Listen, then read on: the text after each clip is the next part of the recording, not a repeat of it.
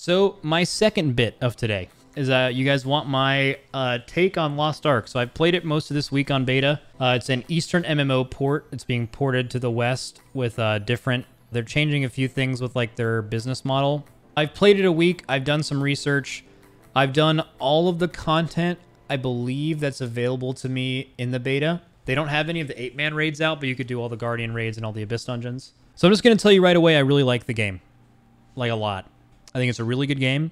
I'm absolutely going to play it with my friend. I actually cannot wait just to get the Limit Boys together and to do the like content in this game. Just like not looking it up, just like going in and just doing it. I can't, like we did that a little bit on the beta and we had so much fun. So it's going to be really fun for us. But as far as it being fun for you, I want to discuss a few things about the game, you know, just to like kind of give you an idea. So leveling is not really the point. I mean, again, the MSQ might be great, the main story. You know I'm not the person you come to for that. I have no opinion on it whatsoever.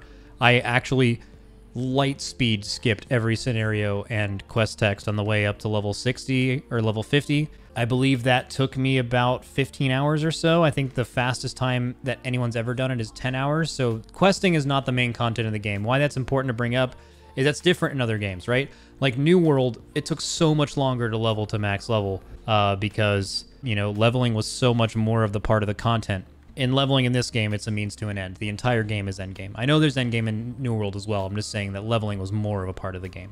Okay, so that's like kind of that, I guess. It's basically all endgame. The downsides of the game, maybe we'll get into that later. What are the upsides? The combat is fantastic. It's actually unbelievably good, which isn't surprising because we're getting a successful port of an already released game. It's not a new game, and we're getting it a few patches behind, but the combat is unbelievably good. I mean, and the classes are so different. I actually spent so much time yesterday off stream just like playing a bunch of different classes. The combat, ARPG style combat, it's not an ARPG, but the ARPG style combat is just so good if you're even remotely into stuff like that.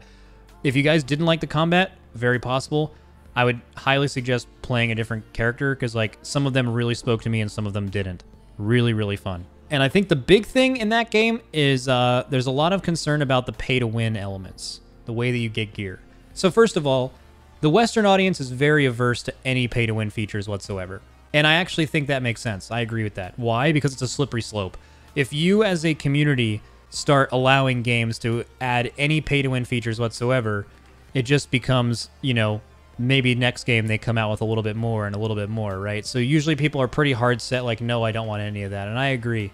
You know, I typically don't want any. But I will tell you from the jump that this game in its Western release has gotten absolutely slandered with the term pay to win compared to how the game will actually interact with you. It like basically doesn't fucking matter. And I'll explain a little bit how. But first, let's kind of characterize pay to win. So many people throw pay to win around and they don't really know what it means. You cannot call a game pay to win with basically no pay to win aspects and then also call a gacha mobile phone game pay to win. If you've ever played one of those games, you will notice that there is an insane difference in those things. It is not binary, right? There needs to be more terms thrown around for this. Some people will call World of Warcraft pay to win or Final Fantasy pay to win because you can technically buy raid boosts. If that's true, you can pay to win in every game.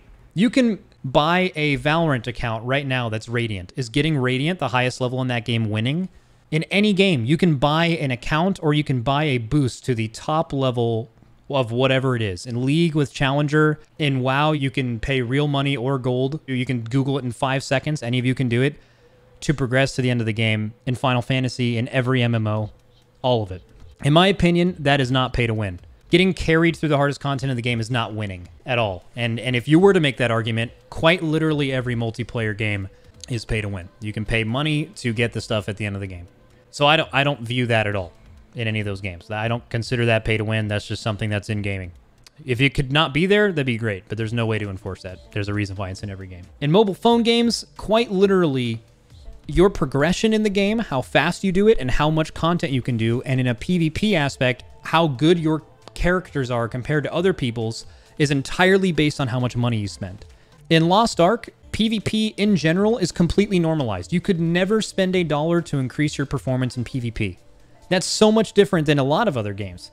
Even like the new Pokemon MOBA, you could spend like $100 or $200 and like max out your items and have like, you know, like a 5% increase in the early game or something. Like, in PvP in that game, you cannot spend money to make your character better at all. Impossible. In the hardest mode of PvE in that game, your gear, your skill points, and everything is normalized. You cannot spend any money to help your chances to beat the hardest content in PvE in that game. I don't think that content was available on the Lost Ark beta for you guys who were there. There is a shop that exists in the game that's mainly cosmetics. What it does sell on a 72-hour rotation is it has a chance to RNG roll a couple of upgrade mats that you can buy with in-game gold or with money. Obviously, if you're using your in-game gold on other stuff and you're buying it with money, money gives you an advantage there. However, I was mind blown to find out how little that stuff actually matters. Mari's store in that game is terrible compared to what you get from actually playing the game. So the upgrade mats you get, there's like 3 or 4 main kinds of them, and they can be sent to and from any character. So what a lot of players do in that game, which I think is actually going to be kind of a negative, is all of those mats are not soulbound. Think of it in WoW, if Soul Ash in the beginning of a season and honestly gear was just straight up tradable between any character on your account. That's basically what Lost Ark is. So where it doesn't really matter how much money you spend, if you have 5 characters, you can literally do your dailies on all 5 characters and send all of your mats from your alts to your main, which is a pretty big time sink. Yeah, like mana pearls, exactly. So again, I'm not a huge fan of that, by the way, just to be clear. I don't really think that's a positive thing. What I'm telling you is you can get past all the money spending by just playing the game, but it's a lot of playing the game. Now, where money spending comes into a huge importance is later into a patch, it becomes very RNG with bad luck protection. So there gets to be a point where you're trying to upgrade your gear, and I think it's a 2% chance to succeed, and every time it fails, it goes up. So it's just at that point, just about YOLOing mats into your character to get slightly stronger. It's like a soft cap. Are you guys familiar with soft caps? Like in Korean MMOs, very common, where you get to a max level, that soft cap, and then there's a hard cap of you grinding experience, which there is no real experience grind in this game. And you like grind those upgrade mats. That's basically what this game is. That turns some people off for sure. So that's basically how this game will interact. So where the people who are spending tons of money, there's not any like middle ground in this game. Like honestly, spending a little bit isn't really going to give you anything. I think this game is going to have a massive amount of free-to-play players, and then there's going to be a few whales that I think there's like some kind of like WoW token thing where like you can buy enough mats to go. But dude, if the amount of mats you'll have to buy to go higher is like an obscene amount of money. It will be so few people, and most importantly, it'll never ever affect you. Those people will never be able to do the hardest content better than you. They will in PvP or PvE. And because there's no damage meters, if you're playing with those people, you don't even care. Like, you want to clear the content and that's it. It would be so much different if you were doing dungeons with people who are buying mats, which, by the way, the amount of mats you can buy compared to farm is like, you could just farm them. You would feel bad if someone was just crushing you in damage. But in reality, if there's no site to show your logs, if there's no damage meter, people actually kind of don't give a shit, to be honest with you. Bottom line, if you are playing this game free to play with your friends, I think you will progress at the same rate. What other people are doing would really never affect you.